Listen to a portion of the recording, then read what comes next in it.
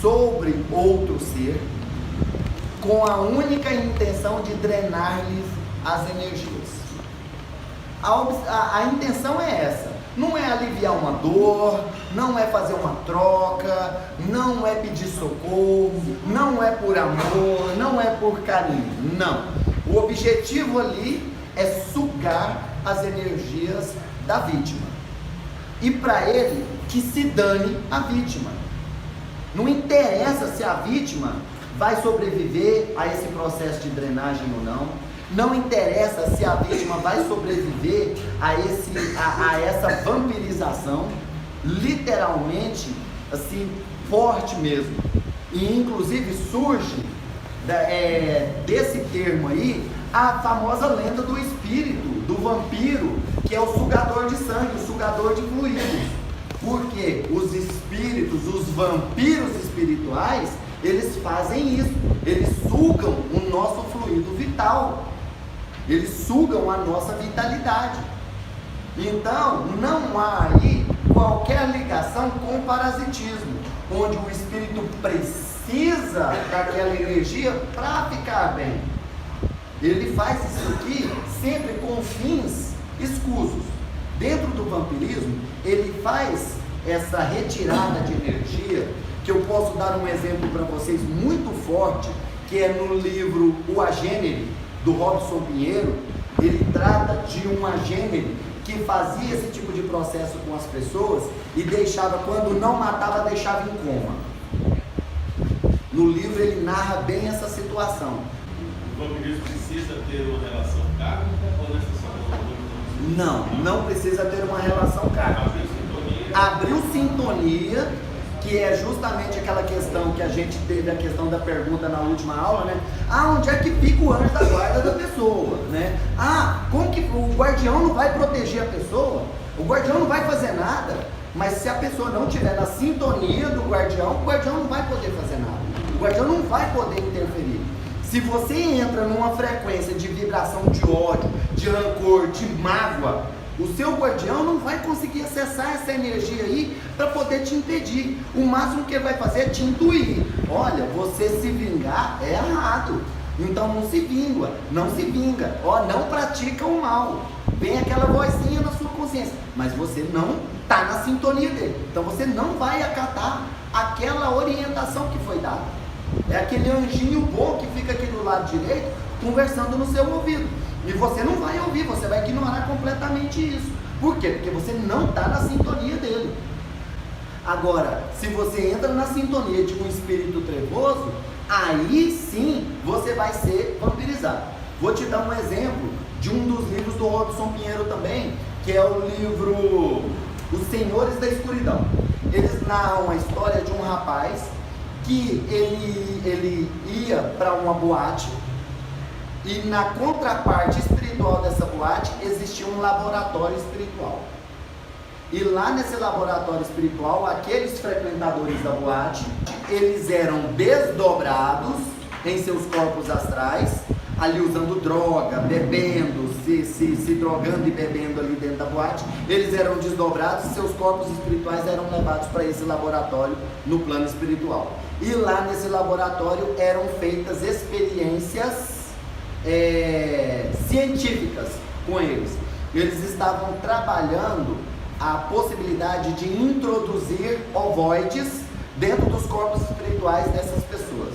Então eles estavam trabalhando, na verdade nesse livro lá narra a possibilidade da introdução de um reptiloide, ou seja, uma fase pré-ovoidização.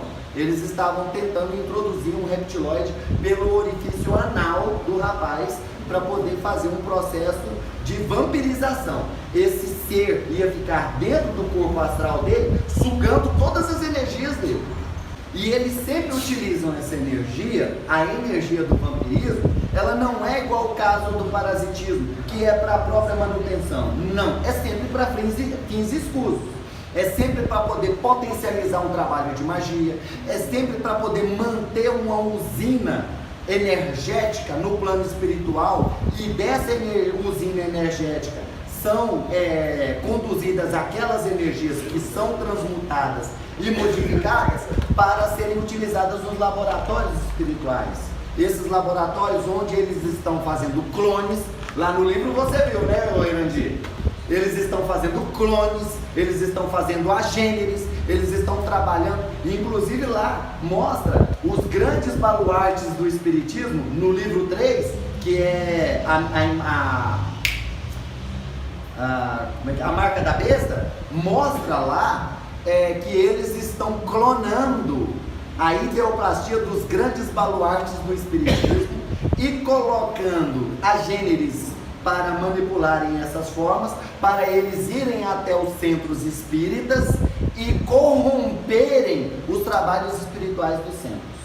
Eles chegam com, assim, de bonzinho, claro, né, sempre vão aparecer nos centros espíritas, dando uma de que são bonzinhos, de que são que é realmente o mentor daquela casa, é um Bezerra de Menezes, é um Eurípides Barçanufo, é um próprio Chico Xavier, vai aparecer lá no centro e dando sempre aqueles comandos corriqueiros, normais do centro.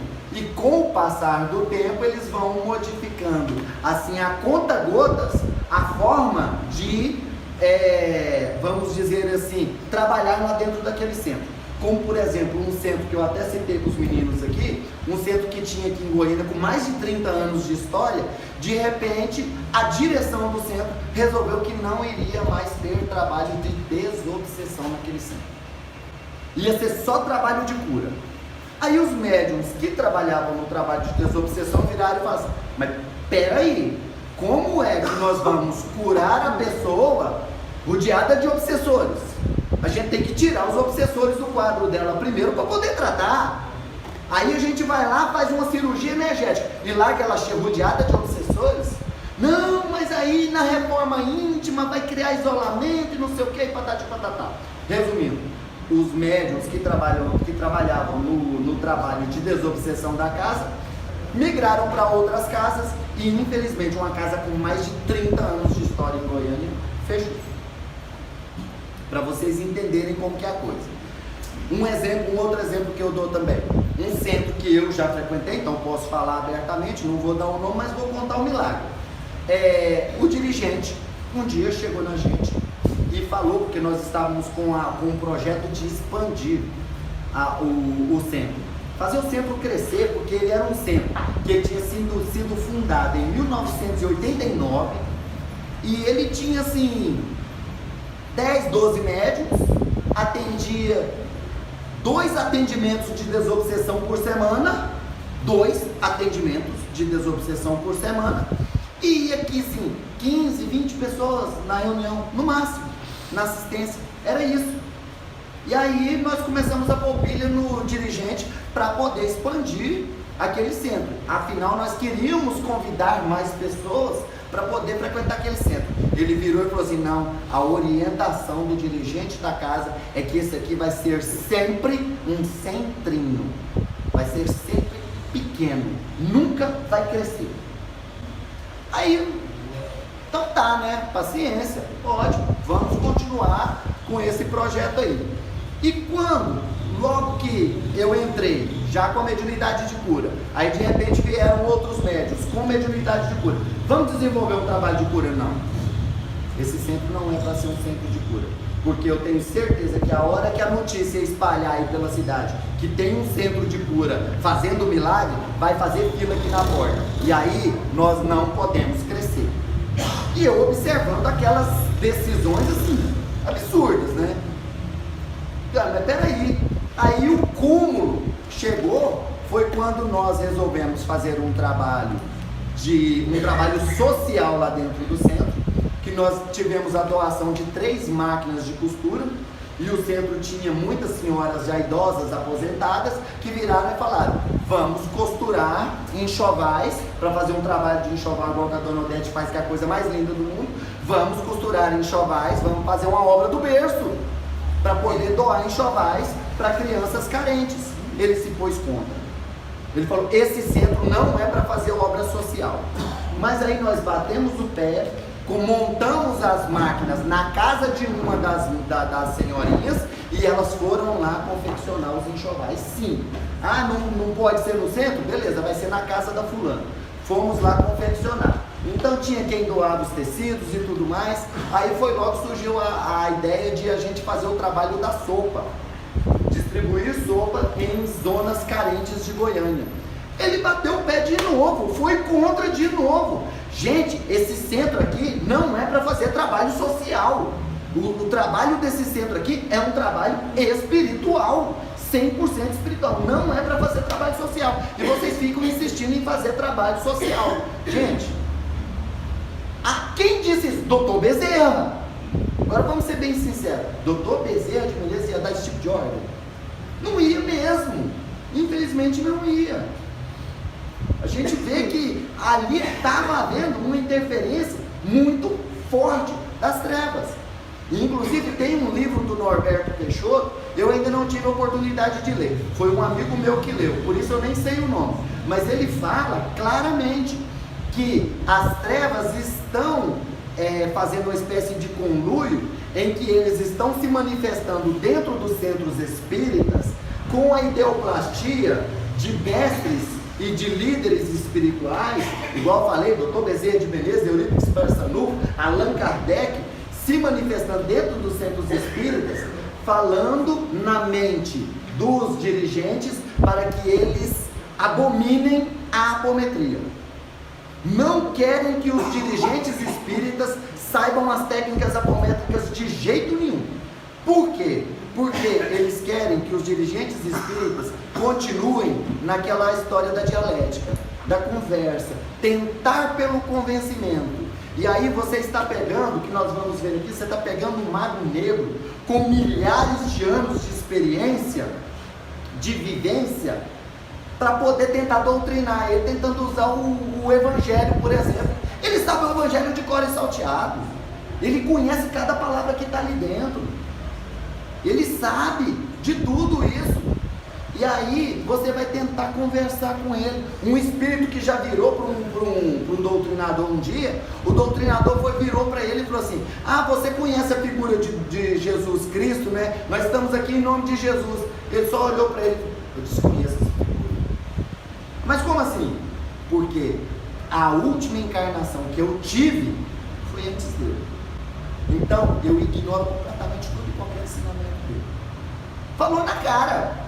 Eu ignoro completamente todo e qualquer ensinamento dele, porque o ensinamento dele não chegou até mim. É igual aquela história que a gente fala com relação àquela crença de algumas denominações cristãs que botam na cabeça o seguinte, que Jesus falou: sou o caminho, a verdade e a vida, e ninguém vai ao Pai senão por mim. Então quem não é cristão, tchau. Quem não é cristão vai para o inferno. Aí a gente sempre argumenta: mas peraí, e aqueles que a palavra não chegou? E aqueles índios que foram descobertos, uma tribo, outro dia, lá na divisa do Brasil com o Peru, que a hora que o helicóptero tentou abaixar lá para poder fazer a contagem dos índios, eles choveram de flecha no helicóptero. E essa galerinha aí, como é que vai ser? Esses aí não sabem nem o que é Jesus não, gente. Então quer dizer que vai todo mundo para o inferno?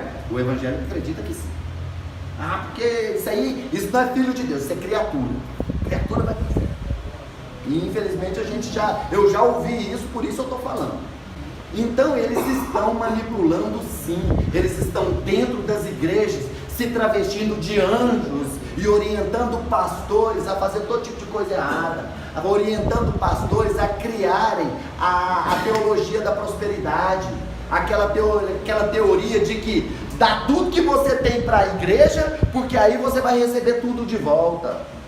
Dá tudo que você tem, vende sua casa, vende seu carro, e aí cria a fogueira, a rapadura de não sei aonde, e vai lá para você dar sua chave, a chave do seu carro, a chave da sua casa, e não sei o que, patati patatá, o lencinho da prosperidade. Eu tenho um vídeo que mostra o cara vendendo 1 quilo de cimento, o cara vendendo 1 quilo de cimento, falando que se você comprar aquele cimento ali, você vai ter sua casa própria, você vai construir sua casa própria.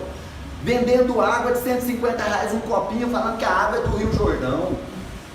Isso aí, gente, é a treva agindo. É a treva manipulando os líderes religiosos que eram para ser trabalhadores da luz, para orientar o povo, e eles estão sendo corrompidos. Mas o anjo da guarda dele não está lá. Tá, vai por mim que tá. Mas a ambição falou mais alto. A possibilidade de ter uma fazenda Falou mais alto. De comprar fazenda, comprar gado, andar de jatinho, rodar o mundo inteiro, falou mais alto. Então, ele não escutou o guardião dele não. Ele foi para a treva. Infelizmente ele foi. E eles estão fazendo esse tipo de coisa. Eles estão vampirizando as pessoas. Eles estão vampirizando os fiéis. Estão fazendo lavagem cerebral nos fiéis, para que o fiel nem escute a razão mais. O fiel fica cego. O fiel fica cego. Só escuta o que o pastor fala, só serve o que o dirigente do centro fala, só serve o que o rabino fala, só serve o que o presidente fala, o que a mãe de santo fala, o que o pai de santo fala, só serve aquilo ali. Eu já vi centro em que a mãe de santo virou e falou que médium de umbanda não pode estudar, porque senão ele começa a questionar demais. Gente, é justamente o questionamento que garante a idoneidade do trabalho. Então é importante sim a gente parar para pensar, e é com essa energia tirada do vampirismo, dentro dos centros espíritas, dentro das casas de umbanda, de candomblé, dentro das igrejas, é que esse processo de vampirismo está acontecendo. Dentro de um estádio, onde está acontecendo um jogo de futebol ali, Goiás e Vila, duas torcidas que se odeiam. E aí aquele povo está gerando aquela energia de ódio, e os vampiros estão lá tirando aquela energia todinha, estão puxando aquela energia todinha. Aí vai um médium da vida, vai um Jorge da vida que resolve falar assim: eu vou lá assistir o jogo, beleza. Aí ele sai do estádio um caco, sai de lá um caco, sai só a capa da gaita de dentro do estádio. Mas é porque, deve ser porque eu pulei. Não, não é não, é porque ele foi vampirizado lá dentro, ele foi sugado lá dentro. E infelizmente isso acontece. Aí eles fazem o quê? Eles são tão maquiavélicos que eles já colocam no plano astral, no plano inferior de locais assim, específicos, as suas usinas, os seus laboratórios. É na contraparte de boates, é na contraparte de estádios, é na contraparte de prostíbulos, na contraparte de shopping centers. Alguém aqui sente mal quando entra em shopping center? Aí ó, muita gente sente mal quando entra em shopping center. Por quê, gente? Porque tem muita gente. Não, não é só porque tem muita gente não. Porque se você for num lugar onde tiver uma reunião de luz, tem muita gente e você não passa mal. Mas é por quê? Porque ali, gente, a ambição, o consumismo, a vaidade está reinando ali. Então ali tem verdadeiros funis energéticos drenando a energia, essa energia negativa das pessoas que ali circulam. Eu sou uma dessas pessoas que, se eu ficar cambaleando para lá e para cá no shopping, logo eu caço um lugar para sentar, que eu começo a passar mal. E isso acontece comigo em feira, estádio, gente, para vocês entenderem. Eu tenho 20 anos de polícia, 20 anos que eu tenho autorização para entrar de graça no estádio Serra Dourada. Eu nunca assisti um jogo lá naquele estádio. Até hoje eu fui lá 2 vezes para trabalhar, porque eu fui convocado, porque eu nunca me voluntariei para trabalhar lá, porque eu sei da energia negativa que tem naquele ambiente. Então não tem essa história igual às vezes eu vejo família inteira indo para o estádio, levando criancinha de colo para dentro do estádio, não faz ideia do mal que está fazendo para essa criança, porque a energia dessa criança, aí no outro dia a criança amanhece gripadinha, deve ser por causa pegou um vírus lá no estádio. Não foi, gente, foi porque ela foi drenada energeticamente, a criança está com os chakras escancarados, e aí vai lá para o estádio, é a que é mais drenada, aí ela adoece. É coincidência. Não é não. Essa criança foi para um local onde a energia era pesadíssima, e aí acontecem os processos de vampirismo, e essas energias são utilizadas para todo e qualquer fim. Eu dei um exemplo dos agêneres e clones, mas ela é utilizada para criar, manter estufas onde eles guardam espíritos ovoides em processo de ovoidização para serem utilizados nos seus processos de ataque. Eles utilizam para criarem laboratórios para produção de tecnologia astral. Eles utilizam toda essa energia, esse ectoplasma, os fluidos, tudo para poder manter esses locais, para poder fazer a sua tecnologia das trevas, sim? Porque você falou que tem um período de encarnado para encarnado, Tem. Sim. Aquela pessoa que chega perto da senhora, a senhora está super bem, perfeito. Aí de repente, aí eu chego perto da senhora e começo. Como é que é o nome da senhora? Nilva. Dona Nilva, dona Nilva, eu estou passando umas dificuldades na minha vida, dona Nilva, nada na minha vida dá certo, dona Nilva. Olha, minha mulher me largou, dona Nilva, o meu patrão me deu as contas e minha vida está uma droga, eu estou pensando em me matar, dona Nilva, porque minha vida está horrível, nada dá certo para mim, nada flui na minha vida. Aquela pessoa que parece que tem um urubu posado no ombro, sabe? E começa a ficar só fala coisa ruim, e quando abre a boca para poder não falar coisa ruim da vida dela, vai falar da vida dos outros, só fala coisa negativa. A hora que sai de perto da dona Nilva, aquela pessoa tá zera, e a dona Nilva tá um caco. Assim, gente do céu, eu conversei com aquela pessoa meia hora, eu tô esgotada. E é muito comum, vou dar uma dica para vocês perceberem quando vocês estão sendo vampirizados por alguém. A pessoa chega perto de você e logo começa a conversa. Aí você começa a sentir sono e bocejar. Começou a abrir a boca. Você pode saber, você está sendo drenado. Sentiu o sono, está sendo drenado. Aí de repente começa uma pontadinha na cabeça, uma dorzinha de cabeça, que não estava ali antes, não estava aquela dorzinha de cabeça. Você pode ter certeza que aquela pessoa está te vampirizando. O vampiro energético é fatal. Outra coisa muito importante, pessoa que te toca demais. Está conversando com você toda hora. Vira e mexe e está tocando em você. Tem gente que não consegue conversar com você sem tocar. Não consegue. Está o tempo inteiro tocando em você. Ela está te drenando energia. É por mal? Não, às vezes não. Mas tem aquelas que sabem, viu? Deixo claro isso. Tem a pessoa que sabe que drena energia. Então ela toca sabendo que está drenando energia. Ela sabe que ela está roubando energia de você. Aí tem aquela que não sabe, que muitas vezes fala igual: nossa, eu fui na casa da dona Nilva, eu estava tão mal, mas eu conversei com a dona Nilva meia horinha e saí de lá tão bem. Nossa, a dona Nilva tem uma energia boa demais. Nossa, que coisa boa. Sai feliz da vida. A dona Nilva fica um caco lá na casa dela.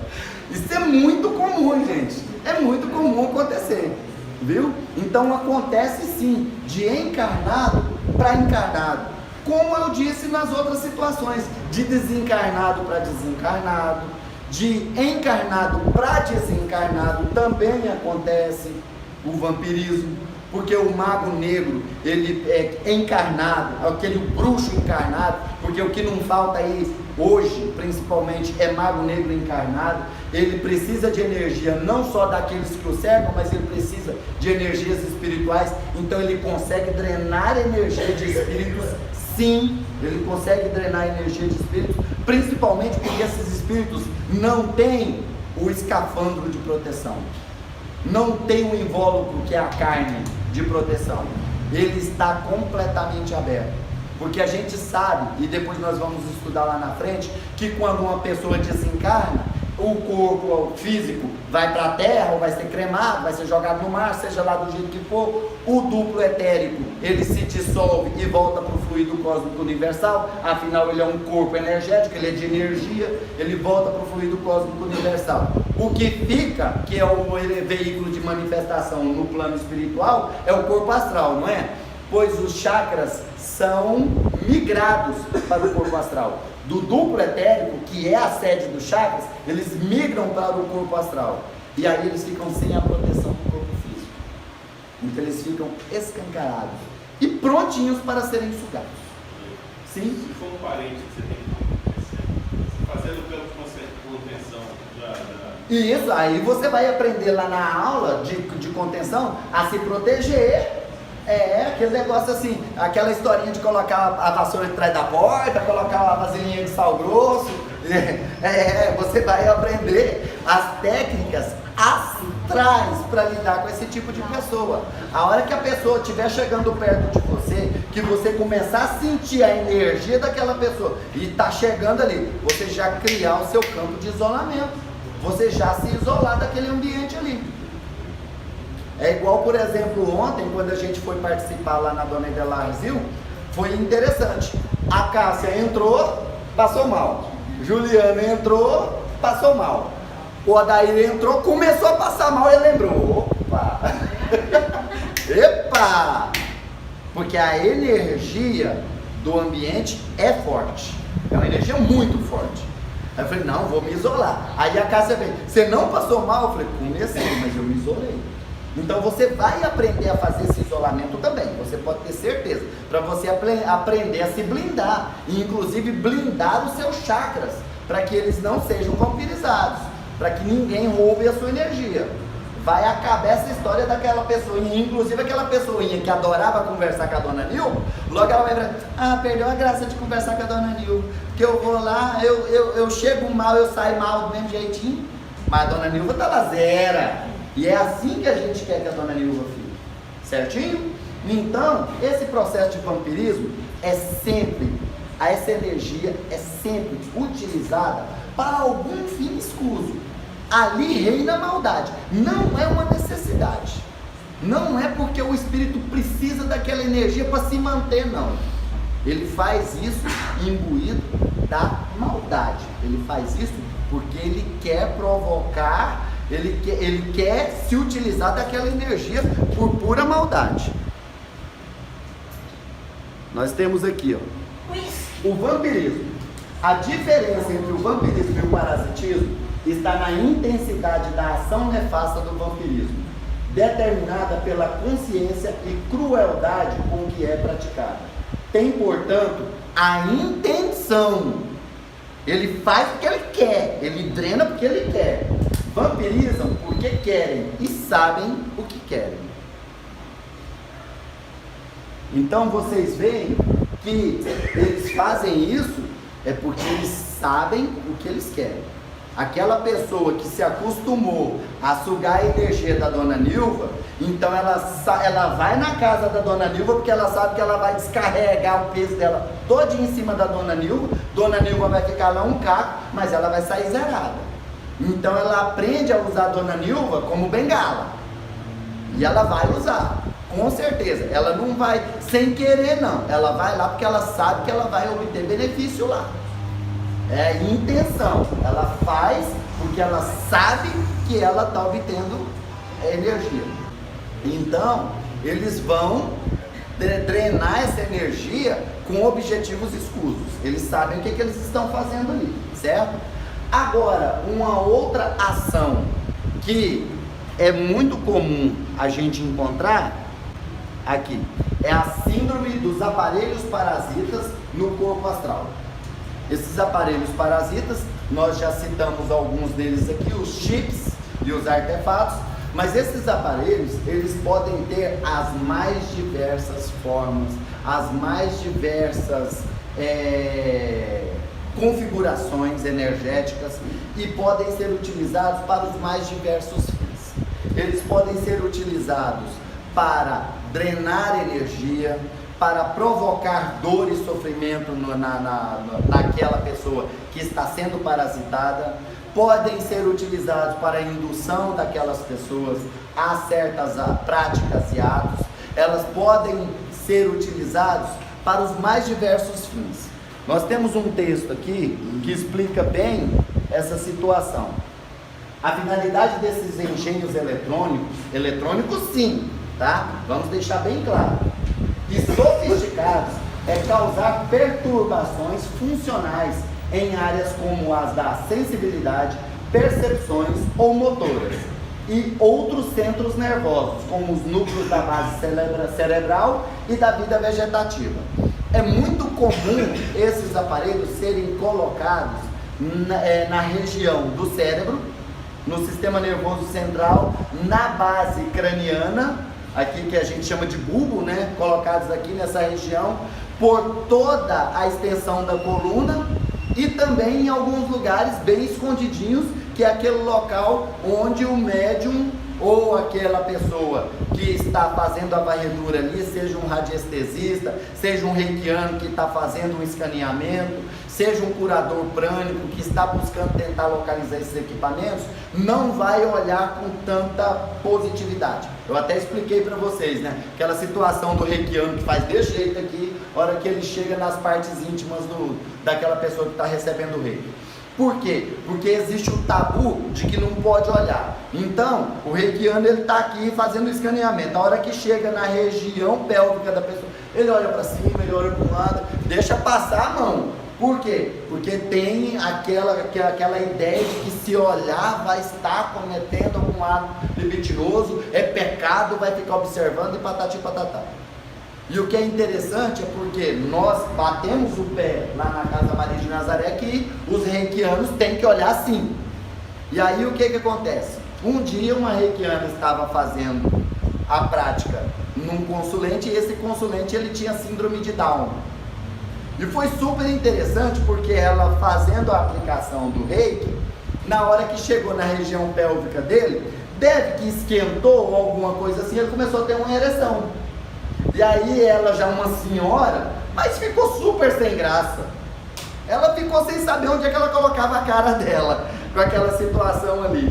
Aí, falou, não, pode ficar tranquila, isso é uma criança. Em matéria mental é uma criança, então não preocupa com isso não, continua aplicando seu reiki. Mas ela ficou super incomodada. Ela ficou super incomodada com aquilo ali. E infelizmente acontece esse tipo de coisa, né? Mais perfeitos e complexos, alguns afetam áreas múltiplas e zonas motoras específicas, com as correspondentes respostas neurológicas, paralisias progressivas, atrofias, hemiplegias, síndromes dolorosas e etc. Paralelamente às perturbações psíquicas. Ou seja, aqueles que são introduzidos na região cerebral é para trazer perturbação psíquica mesmo. Como se vê, o objetivo é sempre diabólico, sempre desarmonizar a fisiologia nervosa e fazer a vítima sofrer. A presença de aparelhos parasitas já indica o tipo de obsessores que terão de ser enfrentados. Ou seja, tem aparelho parasita. Então o obsessor não é aquele obsessorzinho comum da obsessão simples, não. Não é aquele obsessorzinho indutor, não. Você está lidando com um espírito que tem conhecimento. Você está lidando com alguém que sabe o que está fazendo. E que ele está fazendo aquilo ali por única e exclusiva maldade. É para fazer a pessoa sofrer ou para obter algum tipo de benefício com relação àquele processo ali que eles estão praticando. Em geral, pertencem a dois grandes ramos. O inimigo da vítima contrata, mediante barganha, um mago das trevas, especializado na confecção e instalação dos aparelhos. Ou seja, eu sou inimigo do Juliano, aí eu procuro uma bruxa, um bruxo qualquer aí, um desses aí que tá o cartazinho empregado no poste, né? Tá o cartazinho empregado no poste, faz amarração, traz seu amor em tantos dias, ou então destrói a vida do seu adversário e não sei o que, patati patatá. Outro dia eu vi amarração permanente por R$70. Eu falei, nossa senhora, até brinquei com a casa, eu falei, foi essa que você contratou? Certeza! Ou surgiu. Pois é, então tem todo tipo de coisa assim. Aí o que acontece? Eu não gosto do Juliano. Aí eu vou até esse bruxo, essa pessoa que se diz pai de santo, que isso aí de pai de santo não tem nada, né? Porque tá mais papai do demônio. Aí o que ele faz? Eu vou e contrato ele vira e fala, não, eu posso destruir a vida do Juliano para você sim. Eu vou cobrar R$5.000. Aí eu vou, besta, pago R$5.000 para ele. Ele vai e contrata um mago das trevas, especializado na confecção e instalação terceirizando mesmo, literalmente, porque ele tem aqueles magos que fazem o trabalho no campo astral para ele. Aí é o seguinte, o Juliano está blindado. O Juliano é um cara de luz que vive 24 horas em oração, meditação sufi, prática sufi é com ele. Aí o mago tenta toda hora invadir o campo energético do Juliano. só que não consegue para poder fazer o implante desse chip, fazer o implante desse artefato. O Juliano está blindado, ele está em sintonia com os guardiões dele, ele está em sintonia com os mestres dele, então o cara não consegue. Aí o Juliano vai para o trabalho e de repente descobre que tem uma caixa de remédio controlada, tarja preta, entendeu? E que ele, vamos dizer assim, se descuidou com esse remédio lá. Aí ele deu algum problema e ele ficou nervoso consigo mesmo, não precisa nem ser com outro funcionário. Ele descuidou com essa caixa de remédio lá, deu um problema, ele ficou nervoso. Naquele momento ali, ele abriu a brechinha. Ou então ele chega em casa, a cachorra dele vem saudá-lo e pá, as patas sujas de barro na roupa branquinha dele. Ele prontinho para ir para o centro, todo vestido de branco, e vem a Diana e dá um abraço nele, lambreca ele tudo de barro. E ele já... Ali, ele perdeu a conexão elevada que ele tinha. É aquela hora que o Mago Negro fala, agora eu vou pôr o chip. E ele põe o chip no Juliano. Aí o Juliano já chega no centro, não estou bem hoje, eu estou meio desequilibrado, e aí aquilo ali vai aumentando durante a semana. De repente o Juliano começa a ter uma batedeira, de repente o Juliano começa a ter algum problema mais sério de saúde, e o Juliano vai prostando, até cair de cama. E não sabe por que aconteceu aquilo. Foi aquele Mago Negro que foi lá e botou o chip e começou a drenar as energias do Juliano. O obsessor, outro caso. Quando o obsessor é o próprio técnico que confecciona e instala o aparelho. E como se não bastasse, também zela pelo ininterrupto funcionamento, o que torna o quadro sobremaneira sombrio. Ou seja, o obsessor é um mago, o próprio Mago Negro, que ele quer te prejudicar. Isso é muito comum acontecer, deles quererem prejudicar os grandes líderes que estão fazendo alguma coisa legal, que estão fazendo alguma coisa na luz. São aquele pastorzinho que está lá naquela igrejinha lá no interior e que realmente prega os preceitos cristãos, aquele padre da paróquia que não vamos dizer, ambicioso, e que está lá pregando o evangelho, a coisa mais bonitinha do mundo, que zela das suas ovelhas, que zela do seu rebanho. Aí eles querem atacar esses aí, eles querem colocar nesses aí, porque o Mago Negro sabe que um ponto de luz fechado é mais espaço, mais terreno para a treva tomar conta.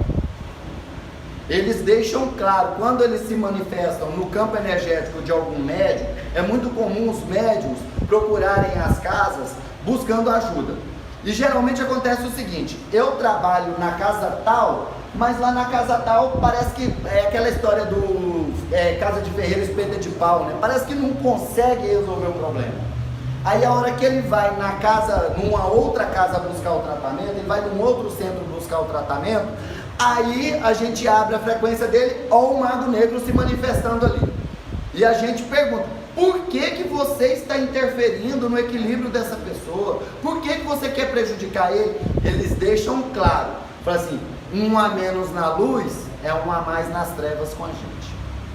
Então a gente quer desequilibrar ele sim, a gente quer prejudicar ele sim, porque se a gente derrubar ele, a gente não derruba só uma pessoa, a gente derruba uma casa. Por isso, os líderes, os pais de santo, os presidentes espíritas, os padres, os pastores, os líderes de movimentos sociais, os líderes de ONGs, os chefes de ONGs, são esses aí as maiores vítimas. Aí de repente você vê uma ONG que era para apagar incêndio, que foi criada para apagar incêndio na mata, causando incêndio na mata para receber dinheiro. Isso aí é porque, com certeza, foi o Mago Negro lá, aproveitou da ambição daquelas pessoas ali, botou um chipzinho, chipou ele, e aquele chipzinho ficou pulsando ali, ó, mais dinheiro, mais dinheiro, mais dinheiro, mais dinheiro.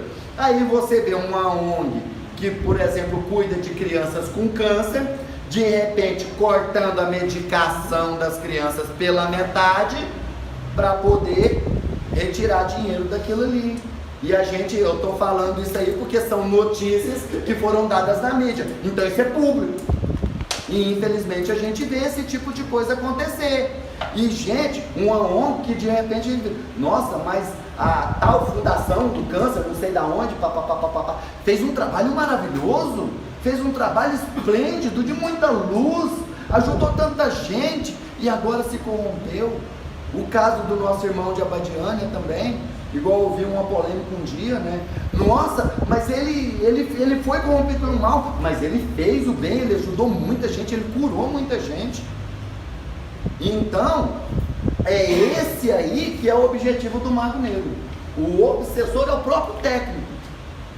E tem às vezes, hoje já acontece, de os magos negros, eles pegam, por exemplo, uma pessoa que tinha uma mente brilhante em matéria de tecnologia, só que ele utilizou esse conhecimento dele para criar vírus para poder roubar dinheiro das contas das pessoas. Aí essa pessoa um dia, por acaso, de repente morre, num confronto com a polícia, seja lá, ou alguém mandou matar, sei lá, morre. Claro, esse espírito de altíssima inteligência, é muito inteligente, com certeza ele não vai para o céu não. Ele praticou o mal, não praticou? Vai para o umbral, ele vai para os charcos negativos. O Mago Negro chega lá nesse charco e vira para ele e fala: eu te convido a vir para minha falange, eu te tiro daí, só que você vai trabalhar para mim. Você quer? Aceita? Ele vai aceitar, porque ele quer sair dali, ele vai aceitar. O Mago Negro vai retirar ele daquele charco e vai levar ele, botar ele num laboratório para ele criar esses equipamentos para ele. Agora você tem conhecimento tecnológico, então vai usar esse conhecimento tecnológico para criar tecnologias avançadas para os processos de obsessão que eu preciso. Lá no Marca da Besta fala muito disso, inclusive da tentativa que eles estão, e para mim já conseguiram, de hipnose coletiva utilizando a internet. Igual a gente já vê hoje, casamentos sendo destruídos por causa de internet, as pessoas cada vez mais viciadas em internet, as famílias estão sendo destruídas por causa de internet, por causa de rede social, por causa de WhatsApp. A pessoa, eu não dou conta. Isso aí eu estou dando o exemplo porque eu vi ontem, gente, lá na Dona Edelarzil, eles pediram umas 20 vezes: não usa celular dentro da sala, o celular atrapalha, não usa celular dentro da sala. Foram N vezes que falaram. E teve uma pessoa lá ontem que ela passou o tempo inteiro no celular. Inteiro, a Cássia viu, é testemunho.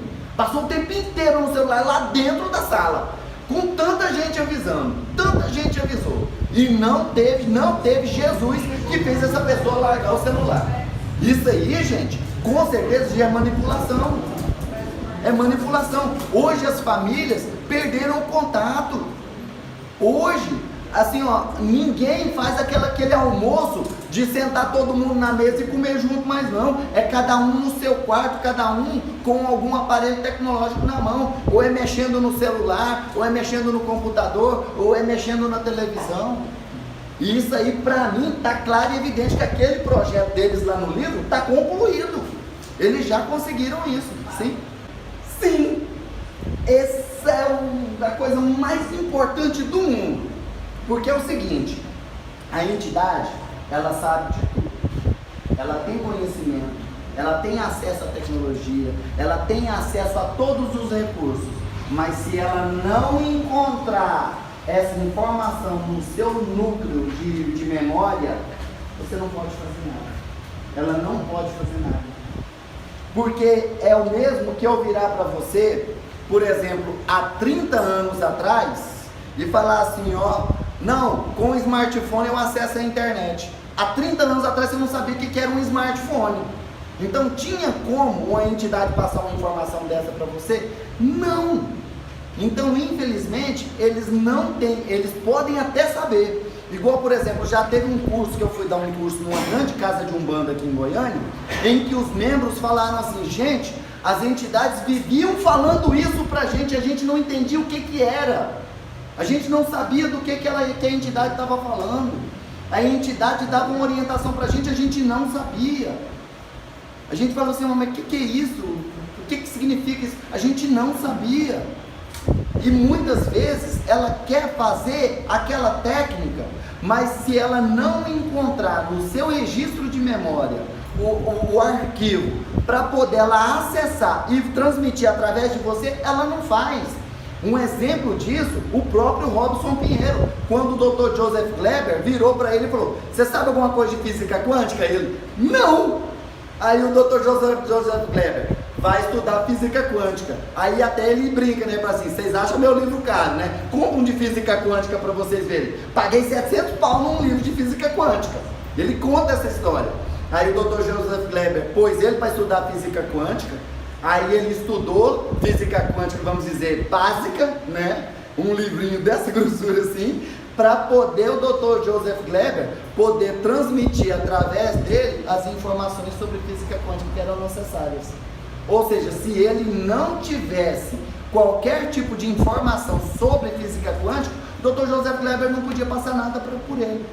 Então, por isso é que hoje há a intenção de fazer os médiuns estudarem sim, terem o conhecimento sim, sobre anatomia humana, sobre campos energéticos, sobre chakras, sobre corpos, sobre artefatos.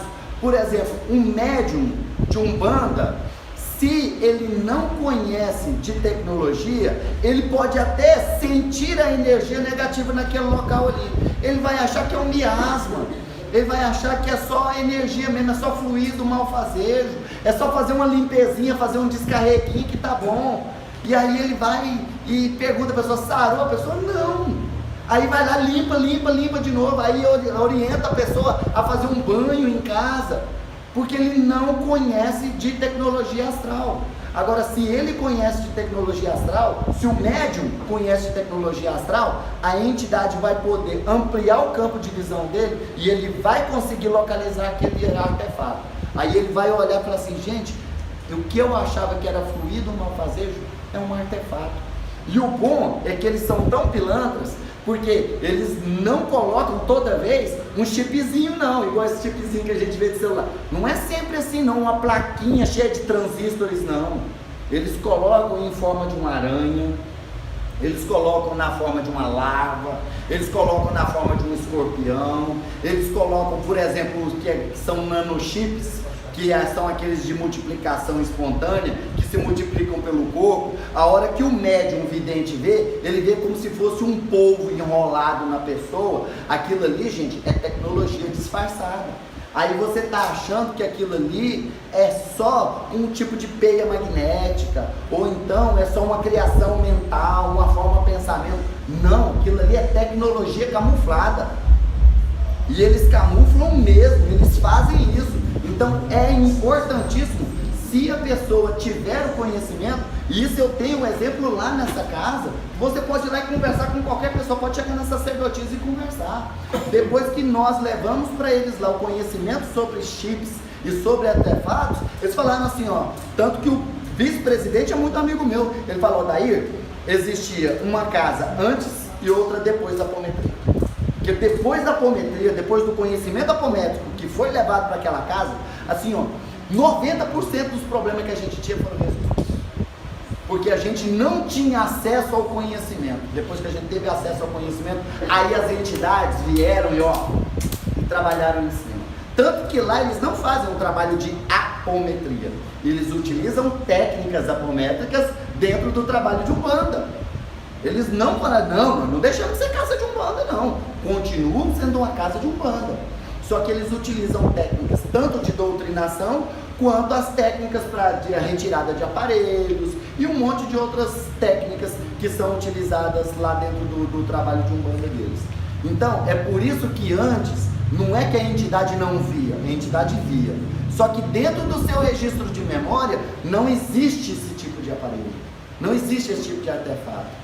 Então ele vai acessar e não vai encontrar nada. Ele não vai encontrar nenhum arquivo, nenhuma informação. Então não tem como ele transmitir isso para você. Não tem como ele transmitir isso para o seu campo neural. É igual aquela história que a gente fala com relação à questão do Apocalipse. Quando João Evangelista falou do gafanhoto escarlate pondo ovos. Ele não tinha a mínima ideia do que era um avião.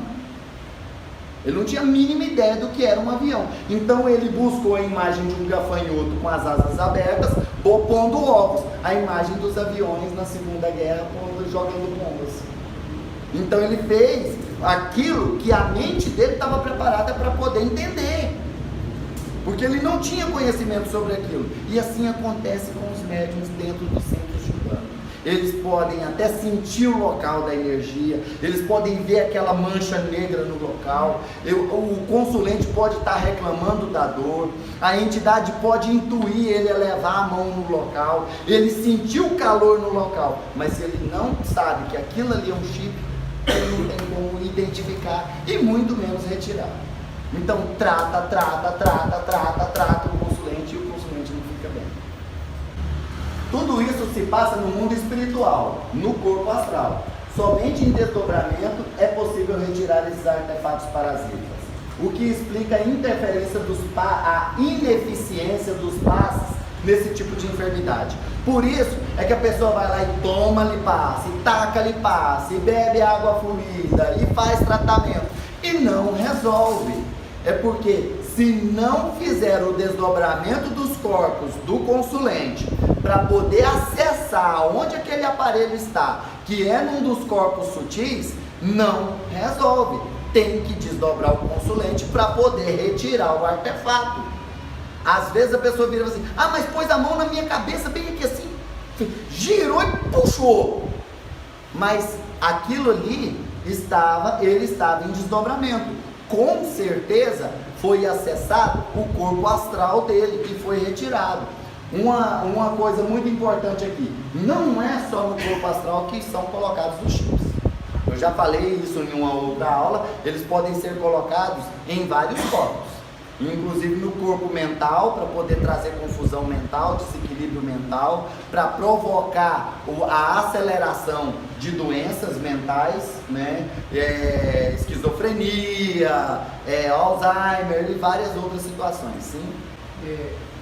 Pode ser implantado esses chips em vários corpos astrais. Quando coloca no corpo astral, por exemplo, na região da cabeça, pode também acontecer de sair uma marca, alguma coisa no corpo físico? Sim, porque é drenado do corpo astral para o corpo físico. E já teve várias situações de pessoas que, inclusive, já teve gente que me mostrou o chip no local. Foi lá e tinha um carocinho no local. Aí disse que foi no médico e falou, não, é um lobinho. É um lobinho, né? É um lobinho, isso aí é um lobinho. Então acontece sim de drenar a energia do chip para o corpo físico. Agora, pode acontecer também de esse chip, ele ser de matéria orgânica ou metálica mesmo. Aquele vídeo da Mônica de Medeiros que eu postei lá no grupo para você, foi o Erondir que postou, né? Que eu falei dele, o Erondir foi lá e Pois é, que a Mônica de Medeiros, ela dá uma aula sobre chips, ela fala que existem aqueles que são 100% etéricos, ou seja, todos feitos de matéria etérica, tem aqueles semi-etéricos que são feitos de matéria orgânica e também matéria sutil, tem aqueles que são feitos de plena matéria orgânica, é o caso do lobinho, é feito de matéria orgânica e geralmente é material genético do próprio hospedeiro, e tem aqueles que são feitos com metais. Inclusive já teve chip que foi retirado, eles foram analisar, tinha cobre, tinha selênio no chip, e teve chip que eles retiraram e que foram analisar a composição dele, o material não constava da tabela periódica, ou seja, material inexistente na Terra, ou se é existente ainda não encontrado pela humanidade. Porque com certeza, aqui de baixo, com certeza tem muita coisa que a gente não conhece ainda. Então, se é algo terrestre, ainda não foi localizado, não foi identificado pela humanidade e colocado na tabela periódica. Então, isso acontece demais, demais mesmo, de ter várias manifestações dos chips em vários corpos. Pode ser no duplo etérico, por exemplo, colocar um chip para desequilibrar um chakra ou drenar a energia do chakra. Pode ser no corpo astral para provocar alguma deformação no seu corpo astral, para que essa deformação seja drenada para o corpo físico e venha se manifestar no corpo físico como uma deformidade ou doença, como por exemplo um câncer. Sabiam que pode acontecer isso? Eles colocam o chip no seu corpo astral, por exemplo, no seu pulmão astral, e ele começa, a energia dele começa a ser drenada para o seu corpo físico. E exatamente no local correspondente no seu corpo físico se manifestar um tumor cancerígeno. Pode acontecer também. Então, essa tecnologia, ela é muito, mas muito sofisticada. E existem... o Odair sabe tudo sobre chip? Infelizmente não. Meu sonho era poder saber. Porque eu não sei tudo sobre qualquer um desses conteúdos que aqui estão sendo falados.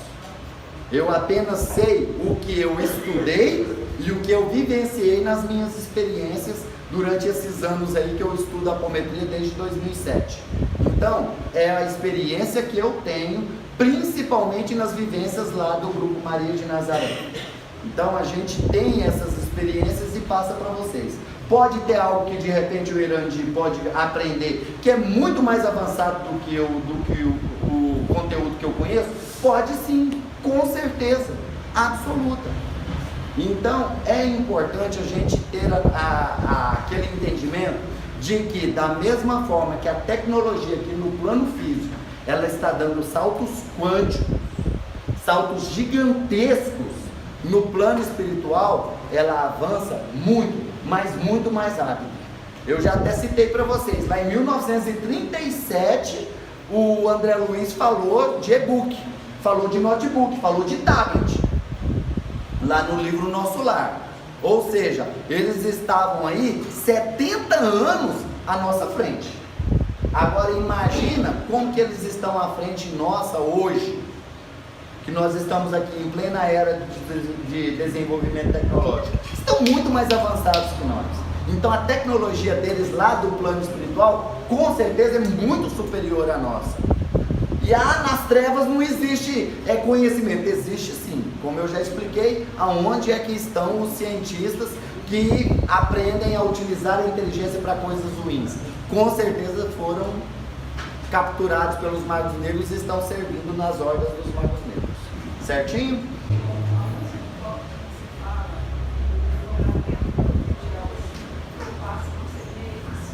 Isso, exatamente. O passe, ele não tem eficiência para poder retirar o chip, porque o médium passista, ele está jogando energia, vamos dizer, de forma aleatória, não está focalizado, ele não sabe da existência daquele chip ali. Então ele está atacando de forma indireta. Então ele não está se focando no que deve ser tratado realmente. Ele está dando algo genérico, energia genericamente. Então ele está jogando a energia, ou então está impondo aqui, sem fazer a mínima ideia de qual vamos dizer assim, do que deve ser tratado com aquele fluido ali, para onde aquele fluido deve ser direcionado. Ele está simplesmente impondo as mãos e não há a intenção de resolver a questão do chip. Então, há a necessidade de se utilizar técnicas mais invasivas e objetivas para poder tratar esse chip.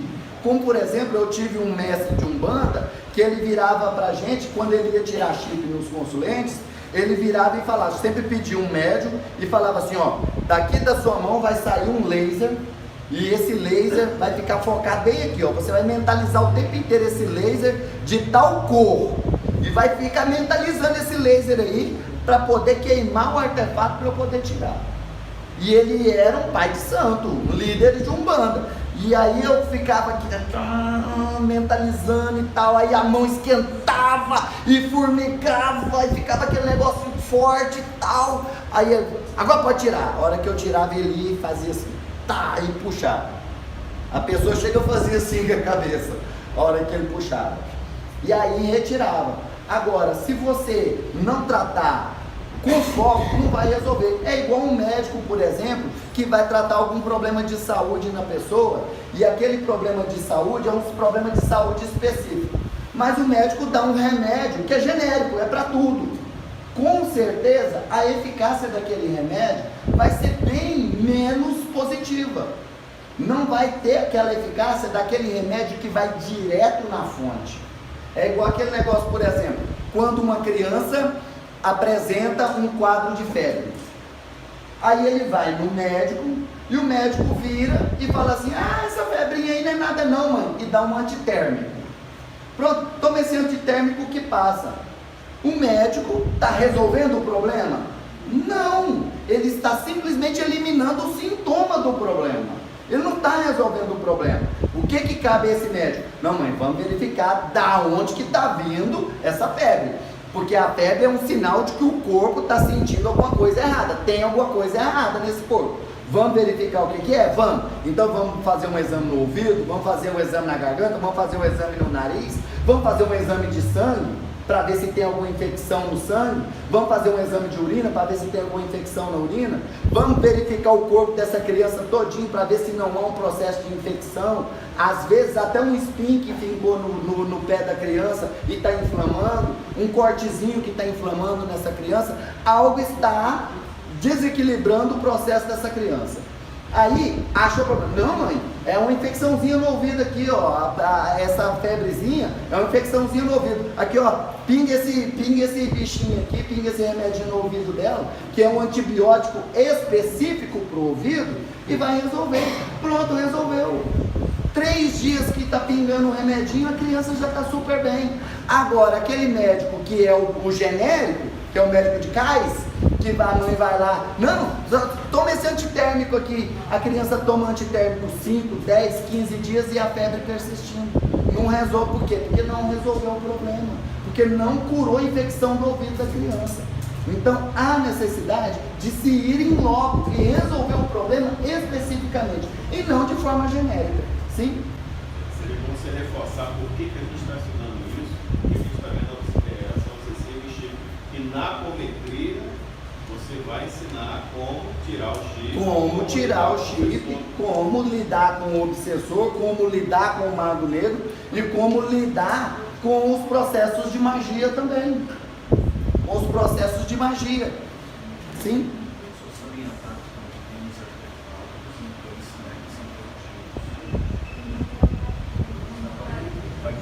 Sim. E isso é importante. Isso foi falado lá atrás. Vocês vão se lembrar que lá atrás foi falado a respeito dos artefatos que a gente chama de chips brancos, os artefatos positivos. E aí, como que um médium vai identificar se um artefato é positivo ou não? A Mônica de Medeiros explica bem isso lá, pela energia. É a energia desse artefato que vai identificar se ele é positivado ou não. Então, na radiestesia, você vai verificar a energia dele. Fazendo o escaneamento, você vai verificar a energia dele. O médium que é evidente, ele vai ver se a energia daquele artefato é uma energia pesada ou se é uma energia leve. Se aquele artefato é um artefato que foi colocado ali para poder auxiliar aquela pessoa, de algum modo. Um artefato positivo que eu posso dizer para vocês. Vou dar 2 exemplos de artefato positivo que são instalados nas pessoas. Os chips indutores, que são para poder desenvolver e ampliar a mediunidade das pessoas. As entidades espirituais vêm, colocam esses artefatos, colocam esses chips nos médiuns para ampliar as suas capacidades mediúnicas. É como se fosse assim, um aparelhinho para turbinar a mediunidade da pessoa, desenvolver a mediunidade da pessoa.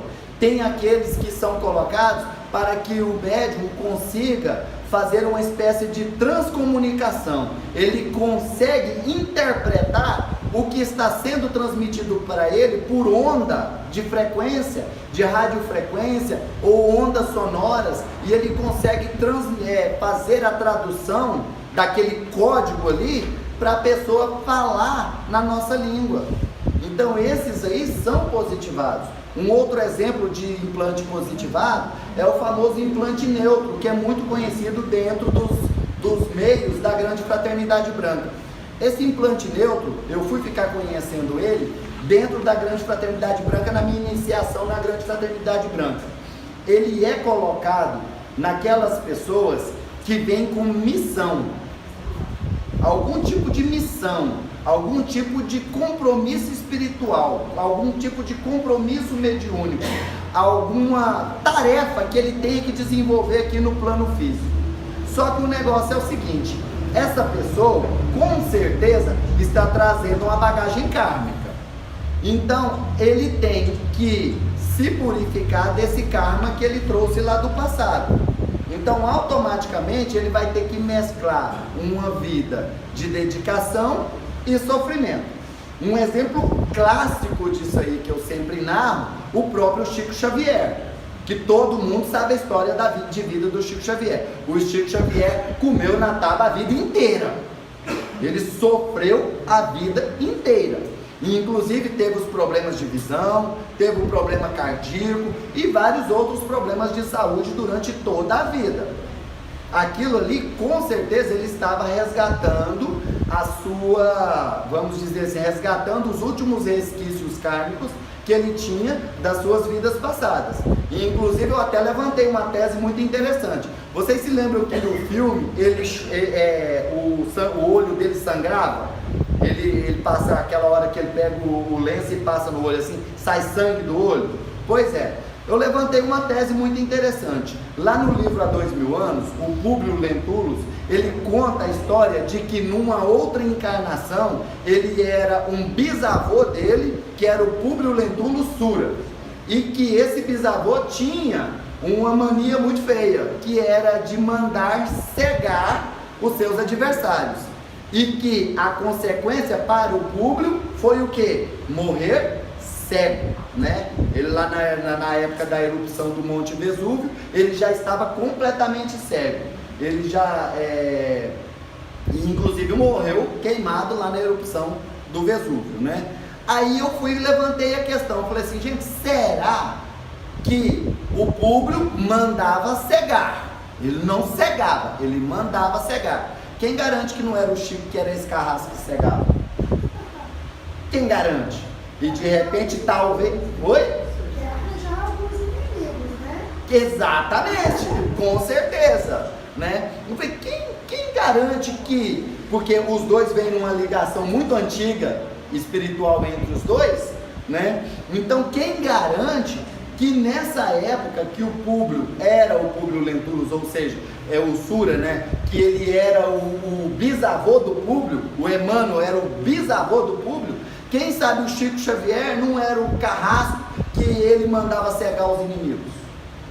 E agora o Chico veio com a possibilidade de expiar esse karma através do problema de visão dele.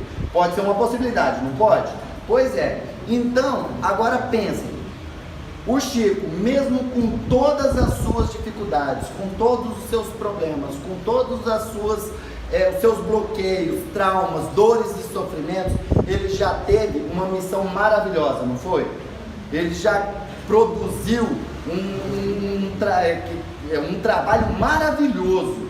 Já pensou se o Chico não tivesse a influência de toda essa carga kármica sobre o projeto espiritual dele, sobre essa missão espiritual dele? Com certeza a missão dele tinha sido uma missão universal, tinha sido uma missão mundial.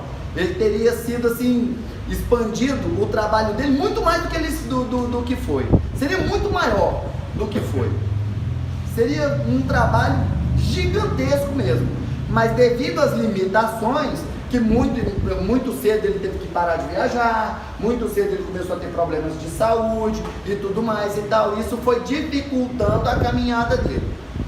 Pensem, se existisse um aparelho que é chamado na Fraternidade Branca de implante neutro, que esse aparelho fosse introduzido no campo energético do Chico para que impedisse que todos aqueles traumas passados se manifestassem, para que ele não, vamos dizer assim, sofresse essa depuração pela dor e que ele pudesse fazer esse resgate só pelo amor. Então a Grande Fraternidade Branca tem essa concepção de que podem ser implantados esses chips nos grandes avatares para que eles possam cumprir a sua missão integralmente e resgatar aquelas dívidas que eles têm lá do passado pelo amor e não pela dor. Não é algo positivo? Com certeza, com certeza. Oi? A escolha do espírito, por exemplo,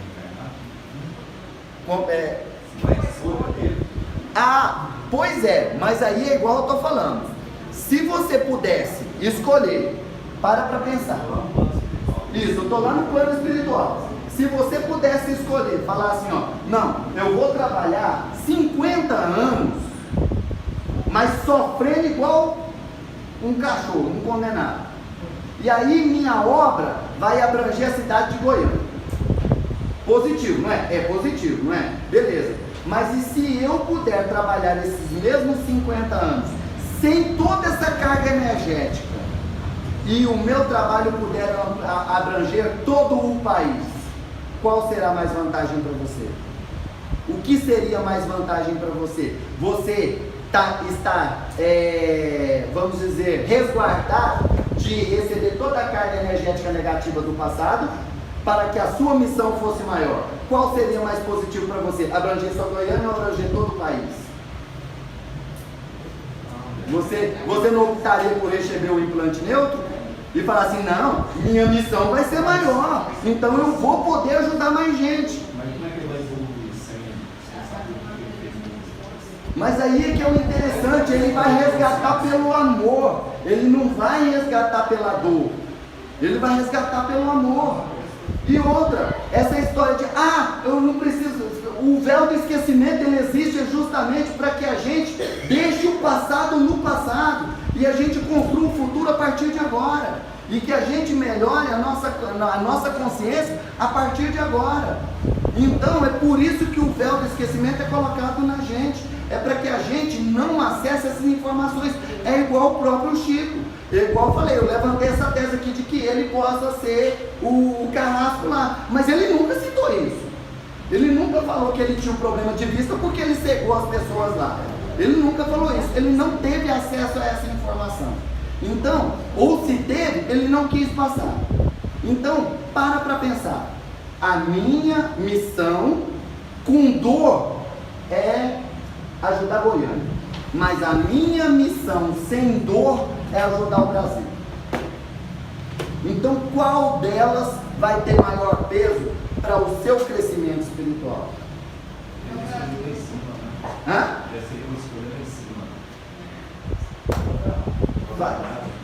Uma escolha programada. Porque quando você vem, você não implora para vir médico, você não suplica para vir médico, você pede, pelo amor de Deus, me deixe em médico, porque se eu não for médico, eu vou sofrer demais. Então deixa eu ser médico para poder equilibrar um pouquinho a balança. Vai ter dor, mas vai ter amor também. Então deixa eu ir médico para eu poder trabalhar. Agora se de repente surge um mestre, um Moria, um mestre Serafis Bey, te chamam para uma reunião no Conselho Kármico. Aí você chega lá no Conselho Kármico e aí eles viram para você e falam, olha, a oportunidade de você sofrer menos é você ir como mestre. Você aceita? Aceita. Mas existe a possibilidade de você sofrer menos ainda. É a sua missão ser maior ainda. É uma missão maior ainda, você ter uma abrangência maior ainda. E aí, quando você começar a desenvolver a sua missão e você entrar em contato com os conhecimentos da Grande Fraternidade Branca, vai ser introduzido em você um implante chamado implante neutro. Isso, com certeza. Não é porque assim, é igual uma coisa muito interessante que o meu mestre da Grande Fraternidade Branca, o seu Nivaldo, um senhor de 85 anos, muito sábio, ele sempre falava assim, ó, isso, quando você solicitar o seu implante neutro, tenha ciência de que é um caminho sem volta. Então você tem que estar preparado para poder receber o implante.